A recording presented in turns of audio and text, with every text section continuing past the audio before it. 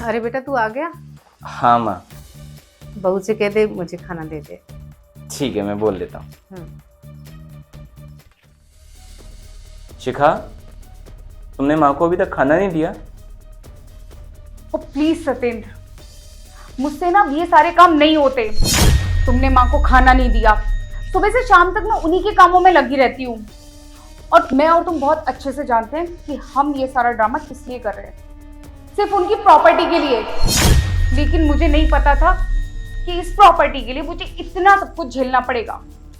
कभी माँ के लिए सुबह का लंच रेडी करो, कभी उनके लिए डिनर रेडी करो, कभी उनको डॉक्टर के पास लेके जाओ, फिर आकर उनके कपड़े धो।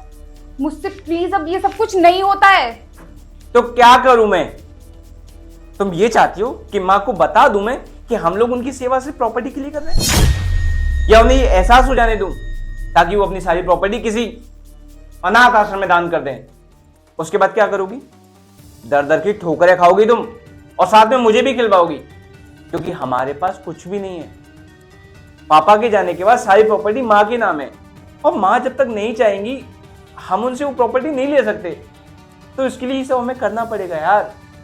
हमें उन्हें दिखाना पड़ेगा कि हम माँ से कितना प्यार करते हैं, उनकी कितनी केयर करते हैं, तभी जाके तो वो प्रॉपर्टी हमारे नाम करेंगी। और बस एक बार वो प्रॉपर्टी हमारे नाम हो गई ना, तो मैं माँ को इस घर से धक्के मार के बाहर निकाल दूंगा, समझी तुम? लेकिन जब तक तुम्हें ये सब करना पड़ेगा, ये बात जितनी जल्दी तुम्हारी समझ में आ जाए उतना हम दोनों के लिए अच्छा है। ठीक है, मैं उनके लिए खाना ला कर लाती हूँ।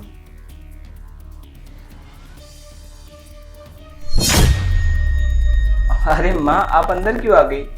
मैंने शिखा को बोला था वो खाना आपके लिए बाहर ही ला रही थी। आपको भूख लगी है ना? नहीं नहीं बेटा, मुझे भूख नहीं है। भूख तो मेरे बच्चों को लगी है। मैं माँ हूँ ना, सब जानती हूँ कि मेरे बच्चों को कब और किस चीज़ की भूख लगती है। मैं कुछ समझा नहीं माँ, आप क्या बोल रही हो?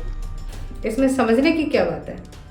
और बच्चों को जब भूख लगती है ना, तो माँ को पता चल ही जाता है। इसीलिए ये लो प्रॉपर्टी के कागज, ये मैंने तेरे नाम में कर दिए। सही किया ना? और वैसे भी तुम दोनों को इसी चीज़ की तो भूख थी, इसीलिए तो तुम मेरी सेवा का ढोंग कर रहे थे दोनों मिलके।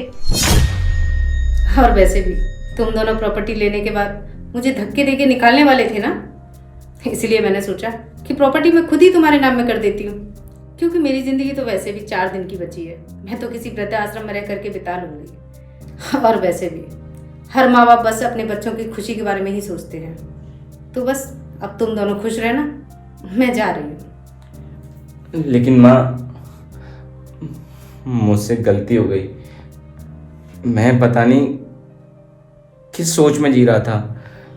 मेरी असली प्रॉपर्टी, असली जायदाद तो तुम हो, मुझे ही नहीं चाहिए।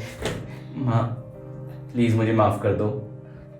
आगे से ना मैं कभी भी इस प्रॉपर्टी को इम्पोर्टेंस नहीं दूंगा, क्योंकि मेरे लिए सबसे बढ़ के ना मेरी माँ है।